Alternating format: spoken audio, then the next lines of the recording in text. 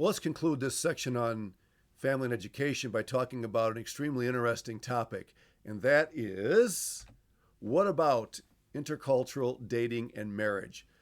Missionaries should not be surprised when their sons or daughters become interested in the possibility of dating a national on the field. This is not as big as of an issue as it was years ago. There was a time when the very thought of a missionary, a single missionary, or a missionary kid becoming interested in someone in that culture, of a different culture, was unthinkable. How could you do such a thing? In fact, I know of one nationally known Christian institution here in our country that actually had a rule against what they called interracial dating. And this was an issue years ago. Nowadays, it's not so much. And one of the things that we have to keep in mind, as I'm sure you're aware, is that from the Christian worldview, there's only one race, and that is the Adamic race, the human race. So to refer to interracial dating, in a sense, is not even a correct term to use. It would be better to call it intercultural or interethnic dating, because ethnicity does refer to skin color and language and lifestyle in a different place by a different kind of people. But we're all descendants of Adam. And so this is an interesting subject. So my answer to this question up front is no, there really is no problem with dating. It's not prohibited in Scripture. However, it is very, very important for parents and children, in this case, or a single missionary who's perhaps being attracted to someone from that culture.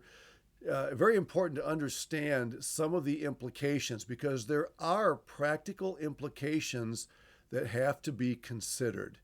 If you just get romantically involved and decide that love's going to work everything out, you may be in for a rude awakening when certain things become issues in the development of that relationship. Okay, so again, that's not to say that interethnic or intercultural dating and marriage should not happen. It just means it needs to it needs to happen in a way in which both members of the relationship are entering with eyes open. Okay, that's what we're trying to say. Some cultural combinations are more complicated than other ones are. For example, if an MK who comes from a culture where the dad is the leader in the home, what we would call a patriarchal kind of a leadership context, becomes interested in a girl in, let's say, an African country with a matriarchal culture, there could be some real issues. Now, please understand, I'm not saying that all African countries are matriarchal, not at all, but there are certain ones, and there are countries in other parts of the world as well where the mother really assumes the greater role of leadership in the home for various reasons. And so if you have a boy who's from a culture where the dad leads and he's interested in a girl from a culture where the mom leads, then you could have some real leadership issues to iron out. Now, does that mean that that kind of relationship is impossible? Absolutely not. What it does mean is that both parties have to search the scriptures and find out what the Bible teaches about the roles of husband and wife and father and mother in the home, and come to an agreement as to what they believe the Bible teaches about that. Okay? Another area is expectations in the home. In the United States, fathers typically take pride in helping their wives with the dishes or folding the laundry or changing a baby's diaper. Okay, and it's just considered an act of helpful stewardship as a husband or father. But there are some countries where doing those sorts of tasks are considered to be demeaning for the husband. It actually casts a bad light on him.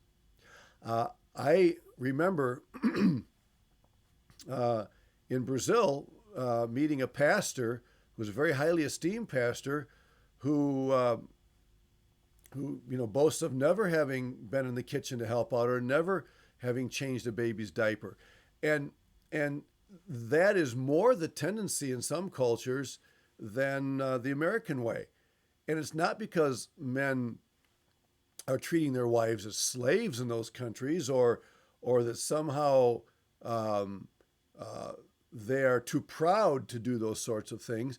It's just that their understanding of the role of the husband and the role of the wife, the role of the father and the role of the mother, is viewed in a different fashion. They're a little more categorical, you might say, in some cultures. Whereas in the American culture, there's been a little bit more of a blending where the father or husband feels free to help out in some of those areas.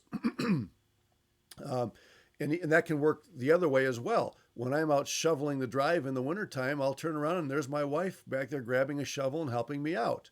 You see, she enjoys doing that sort of thing. She enjoys cutting the grass sometimes. If I'm extra busy and she could help out by cutting part of the lawn, she enjoys doing that. In other cultures, that would be considered absolutely unthinkable for a wife to take on a job like that belongs to the husband, would be a breach of cultural code, if you will. And so, and so it's very, very important that those who are considering cross-cultural dating and marriage understand some of those implications and what needs to be worked out. Again, that doesn't make these relationships impossible or prohibitive. It just means that some homework needs to be handled ahead of time. So here are some questions that you might want to consider if you're doing this.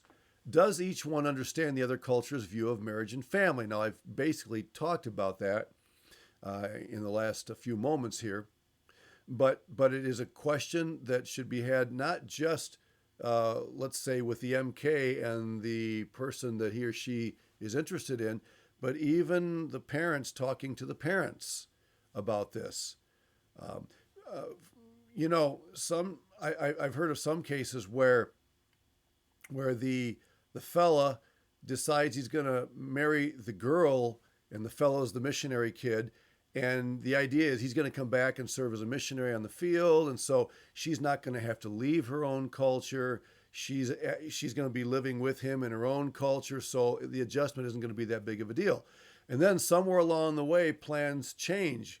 The two of them come to realize that it's not God's design after all for him to come back and be a missionary. When God leads him to something in the United States, and all of a sudden she's brought to the realization that she's going to have to live in a different country. And that wasn't part of the understanding when they were dating. And that's the type of thing that needs to be talked about. Does she understand how the husband's culture, views marriage and family? Because what if God leads them to live in his mother country where she's going to have to adjust to a different culture? And so that is very, very important. Can both parties envision living in the other person's culture? Well, that's a very, very important question that needs to be asked. And again, never assume that this is not going to be an issue because we're going to live here or we're going to live there. Things can change. Now, we offer an entire course here at Faith called Cultural Anthropology, and we deal, among other things, in that course with about 10 different cultural values and how they're viewed from culture to culture. And I would encourage anyone who's planning to serve as a missionary, or even if you're not dealing with this issue of dating and marriage, to take some sort of a course like that, because it will really help you to understand some of the differences.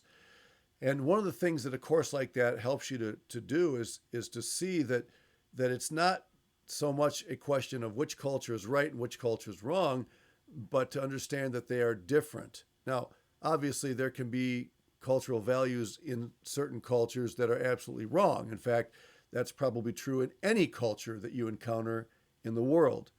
But many times what we view as right and wrong, appropriate, inappropriate, better, worse, okay, is really not an accurate assessment of the differences.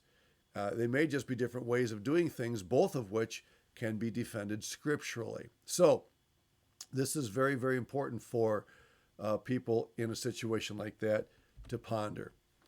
And then finally, are both of them prepared to rear children who will be the fruit of two cultures? If, for instance, if an American marries a Chinese person, then their children are going to be ethnically, physiologically, part American, part Chinese, and a lot of variation in the genes depending on how that all works together. And there's absolutely nothing wrong with that. We have many students on our campus who biologically represent more than one ethnicity. In fact, if you stop and think about it, most of us in the world today are probably the fruit of more than one ethnicity if you go back far enough, right? I mean, think about the people that came to our country, the countries they came from in Europe and Latin America and Asia and other places. And so, most of us are the fruit of multiple ethnic relationships. But some of them obviously are more readily identifiable than others are. And that is an important question to remember. And so I think that can be a very positive thing. I think it can be a blessing. And another thing to keep in mind on the positive side of this discussion is that when there is intercultural or interethnic marriage, the husband and the wife, and as a result their children, can bring the best of both of those cultures into the family relationship. I remember a missionary colleague, an elderly statesman on our field, say something to the effect of, MKs have the wonderful opportunity of getting the best of both cultures. If somebody asked the question, which culture is the better one? Which one do you like the best? And I've been asked that question. Hey, when I was in Brazil, hey, which do you like better, America or Brazil? Or which country do you think is the better country, America or Brazil? I never answered that question by saying America or Brazil. I always answered the question by saying, both of them have some really, really positive things to offer. And both of them also have some things that need to be avoided. And the fact is we live in a fallen world. No matter what culture you're in, there are going to be some things that need to be avoided. But I always answer that question by saying, why look at it that way? Why not ask the question, what can I bring from my American culture and the Brazilian culture that will enrich my life and the life of those around me? So intercultural marriage, that whole question is indeed an important one. And we've only scratched the surface here, but I hope it at least has gotten you thinking a little bit about it, and perhaps will stimulate some further discussion or reading as you consider that possibility in missionary service.